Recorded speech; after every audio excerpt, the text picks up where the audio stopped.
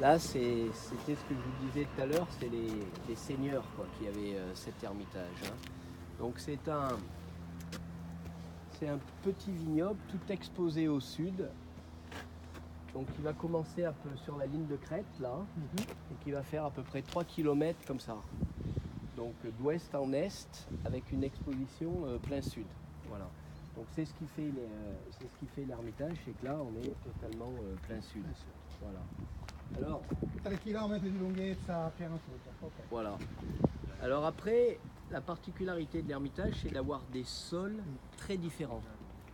Donc le premier coteau là qu'il y a devant nous, avec la petite chapelle en dessus, là-haut, hein, cette colline-là, c'est la colline qui a été arrachée au massif central par le Rhône.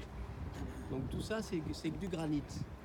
Voilà, c'est le granit, à part que, on l'a vu tout à l'heure à Saint-Joseph, pour être bien à Saint-Joseph, il faut être dans une vallée. Mais le problème, c'est qu'on est finalement dans une vallée et qu'il y a une autre colline en face. Oui, bien sûr. Tandis que là, on est plein sud et rien en face, très ouvert au sud. Voilà. Donc ça, c'est la particularité. Et le granit de l'Ermitage, il est, pour certaines raisons, il n'est pas très acide. En principe, le granit, dans les Saint-Joseph, on a un pH de sol de 5,5 à peu près. Tandis que dans l'Ermitage, le granit, il a un pH de sol de 7. Il est neutre. Et ça, on ne sait pas trop pourquoi. Alors, certaines personnes disent que c'est la vigne, au bout de 2000 ans d'histoire, elle arrive à créer et à adapter son sol, ses racines à son sol. C'est une vision des choses, pourquoi pas. Hein, voilà. Alors, le granit va nous donner donc, des bessards, en fait. Hein. Donc ça va nous donner les vins, on verra dans la cave, les vins d'ossature, les vins de structure, les vins, la trame du vin, le squelette du vin. Voilà. Alors, la chance qu'on a nous dans la famille, c'est d'avoir ce bessard là qui est juste en face de nous, là, qui est côté là vraiment où il y a une piste là qui monte à gauche et à droite, et là jusqu'à la chapelle. Donc c'est là, pour nous, c'est notre vignoble. Donc tout l'ermitage est important, mais le bessard, c'est encore la colonne de notre vin. Voilà. Alors après, il y a une autre colline qui est totalement différente, qu'on voit d'ici, qui s'appelle le Méal, avec la rangée là, de cyprès en haut. Avec, voilà. Alors d'ici, on voit déjà que c'est très différent. Le sol est beaucoup plus blanc, et là, il est brun. Alors, il est blanc parce que c'est des, on le verra de près, c'est des cailloutis, c'est des galets qui ont été poussés par les glaciers contre le socle granitique. Voilà. Donc en fait, c'est un gros tas de cailloux et d'argile, ce qui fait qu'il n'y a pas de roche-mère. Okay. Hein, là, on voit la roche-mère, on voit le granit qui ressort. Là-bas, il n'y a pas de roche-mère. C'est ce qui fait que les murs sont très loin les uns des autres, parce qu'il n'y a pas la nécessité. Moins d'érosion. Moins d'érosion. Et puis il y a toujours la profondeur de sol. Donc tu n'as pas besoin de tenir le sol comme là. Là, s'il n'y a pas les murs, tu as 70, 1 mètre. Ah, il a klaxonné pour vous. Et donc les murs là-bas, ils sont cimentés, tu vois. Là, ils sont en pierre sèche. Parce que le caillou rond, tu peux pas le mettre l'un sur l'autre, tu vois. Voilà. Alors le Méal, c'est l'inverse du Bessard parce que lui, il est très calcaire.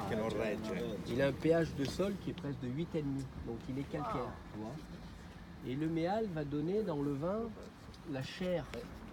Il va donner la maturité, la chair. Alors, Bessard et Méal, c'est quand même les deux grands piliers de l'Ermitage. Alors selon les maisons de l'Ermitage, tu as des gens qui seront plus Bessard, d'autres qui seront plus Méal. Voilà. Donc nous dans la famille, on est dans les styles de vin plus Bessard.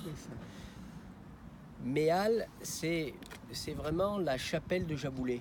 Hein. C'est la chapelle, la propriété de Jaboulet, c'est un peu ce cœur de ce Méal. Voilà. Alors le Méal, un Bessard dans son évolution, il va vieillir un peu comme un Bourgogne, un peu plus sur des vins fins, sur des vins pas de grosse puissance, mais de présence et de finesse. Un granit va évoluer comme ça. Un méal va vieillir plus comme un pomerol. Hein, c'est plus ce côté merlot, ce côté merlot de chair. Alors, où aussi on pourrait le voir, mais finalement maintenant je préfère la comparaison avec le pomerol qu'avec un châteauneuf. Parce que ça pourrait être ça aussi, tu vois, il y a un côté du méal qui est plus sud que nord. Mais malgré tout, même s'il est sud, à cause du calcaire, il n'est pas confituré, il reste quand même assez frais malgré tout. Mais au vieillissement, le méal va se compoter, tu vois, ça sera un peu plus confituré, alors qu'un Bessar, il va rester toujours très frais. Voilà. Alors, ensuite, on a entre les deux collines, on a une autre colline qui est derrière, c'est l'ermite. Alors l'ermite, c'est aussi intéressant parce que c'est un peu un mix Dietro des il deux. palo. Dietro L'ermite, il Chapoutier. a l'influence du méal et l'influence du Bessar. Voilà. Donc là, Bessar, méal et derrière l'ermite.